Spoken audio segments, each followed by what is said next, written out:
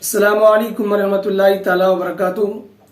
آج کی اس ویڈیو کے اندر ہم بات کرنے والے ہیں کہ بہت سارے علاقوں میں بہت ساری جگہوں پر ایسا دیکھا گیا ہے کہ اگر کوئی بندہ 5 انگلیوں کے ذریعے پانی کا بھرا ہوا گلاس یا پانی کا بھرا ہوا لوٹے کو پکڑ لیتا ہے، اوپر سے 5 انگلیوں سے پکڑ لیتا ہے، تو لوگ خیال کرتے ہیں کہ یہ پانی خراب ہو گیا ہے، یہ پانی مکروہ ہو گیا ہے۔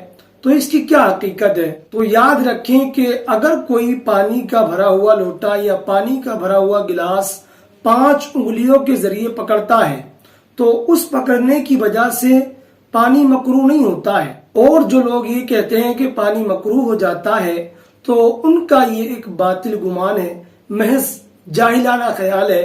بلکہ اگر کوئی پانی کا لوٹا یا گلاس 5 انگلیوں سے پکڑتا ہے تو پانی میں کوئی خرابی نہیں آتی ہے، اس سے پانی مکروہ وغیرہ نہیں ہوتا ہے۔ تو امید کرتا ہوں کہ اس ویڈیو کے ذریعے بہت سارے لوگ اس غلط فہمی سے باہر آ جائیں گے۔